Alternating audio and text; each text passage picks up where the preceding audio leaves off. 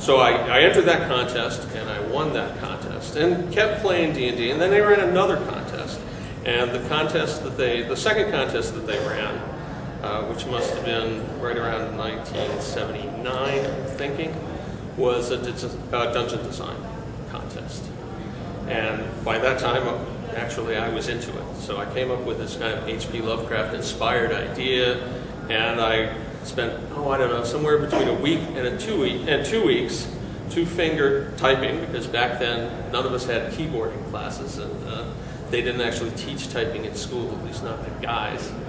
Spent about 2 weeks typing up this module, and I sent that in with probably a couple of rough sketches, as I recall. So I really put some time into it, and I ended up placing second in that contest, behind, I think it was Paul Jacquet, who is also remains in the industry and is also a brilliant artist and designer, and really a nice guy. I like him a lot. Didn't know him at the time, so when he won, I was pissed off, but I came in second, so that was good. And that led to my module, Pit of the Oracle, being published in Dragon magazine, rather.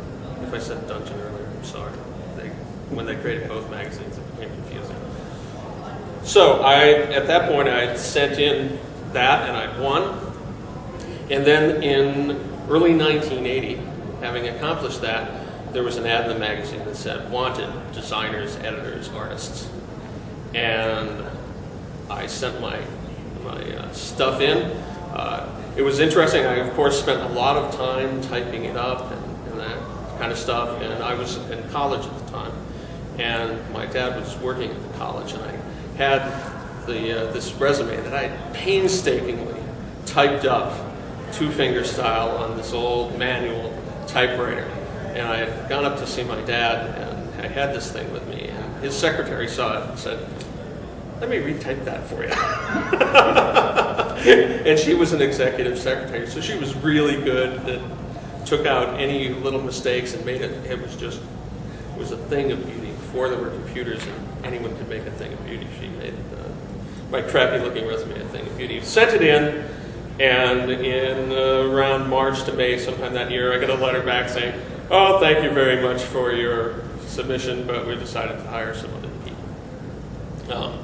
Which was all right. I was in college. It was disappointing. It was nice to be considered. But what you going to do? As it turns out, though, they kept that on file after they did the first round of hiring that year, which I think included David Zeb Cook and someone else that's slipping my mind off the top of my brain. It might have been Tom Wolfe. They kept the resume, and in the late summer that year, I got, it must have been a note, it might have been a call, I don't remember, that said, "We're looking at people again to fill we have more positions open. We're looking for editorial production people at this time. And are you interested?" And I said, "Well, I'm not only interested, but Gen Con's next week, and I'm going to be there." And they said, "Well, great. Why don't you have an interview while you're out here at Gen Con in August of 1980? So my friends and I piled into the back of the proverbial VW microbus, which belonged to my mom. We drove 1,100 miles from Sharon, Massachusetts, out to Kenosha, Wisconsin, where it happened that one of my friends from college, the DM, had this friend, this girl who lived about 2 miles from where the convention was at. Maybe less. They were right there on top of it. So we came out and stayed with them. And I had my interview with a guy named Lawrence Schick, who was a really fabulous guy. And Lawrence was hiring me for Harold Johnson's department. And for whatever reason, Harold hadn't gotten the memo that we were interviewing at this place and this time at Gen Con. So my interview with Lawrence literally consisted of Lawrence and I wandering around Gen Con trying to find Harold Johnson. And as we were walking the halls in UW Parside, talking about the module I designed, the art I'd done, and all this kind of stuff. And it was fun. And I thought, well, we're probably going to have to interview again. And I think Lawrence probably said something like, well, it was nice interviewing you. Enjoy the rest of the convention. And we went back to what we were doing, playing games. We played the D&D Open that year and did really well. We almost made it to the final round. And I may touch on that later. And lost because of a scoring system flaw that kept us from getting into the final round. So after this exhausting Gen Con in which we were up for the usual 18, 20 hours or whatever, and then you go back and you crash and then you come back and you play games, we all picked up and were going back east in the VW microbus with this girl who we'd stayed with, who was going to visit my friend, who ended up actually visiting with me more and is now 30 years later my wife. So that part of the trip worked out really well. Literally drove for 24 hours because I don't remember if we couldn't find a hotel that was reasonable or the campground we wanted to stay at was closed or something. For some reason we just drove all the way back, literally got back to my house, laid down in my bed. My whole family is out at Cape Cod because it's about Labor Day weekend. And I'm just crashing out, and the phone rings. And on the other end of the phone is Lawrence Schick. And we've been up for 24 or more hours at this point, much more actually, driving. I was one of the only two people that were licensed to drive my mom's van. And it's Lawrence. And I'm like, oh, yeah, hey, Lawrence, hey, trying to sound awake.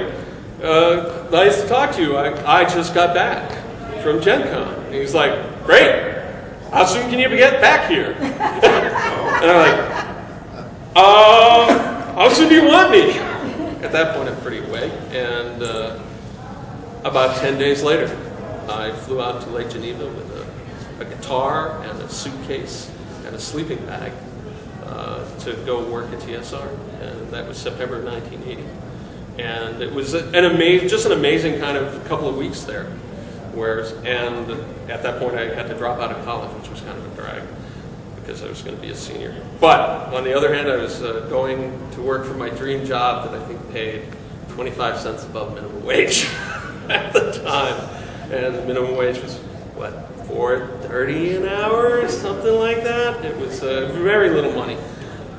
Anyway, I got out there and started working with them and finally met Harold Johnson, who was my boss, and I went to work in what they called the production department, which today we would call editorial.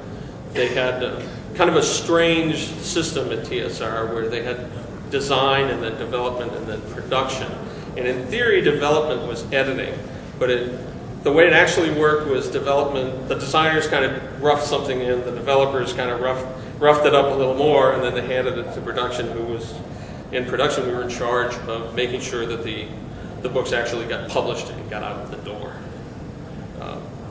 So that was an exciting place to be, and it was a small group, and we worked above the Dungeon Hobby Shop, which in a building that was once a hotel, the Hotel Clare. The Hotel Clare was kind of this, it's all been renovated now. It's beautiful, and where the dungeon was, there's like a Kilwin's fudge shop or one of those Mackinac Island fudge things in Lake Geneva. So if you go there, you can see the building, and it's mostly the same, but it's not a rat trap anymore.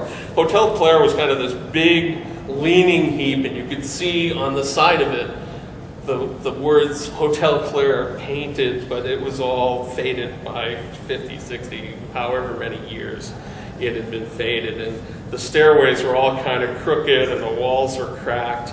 And when I got there, there was a hole in the ceiling of the office next to mine.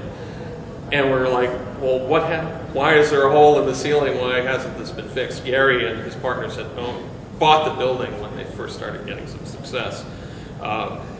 In order to house the company. And we were like, well, why is there a hole there?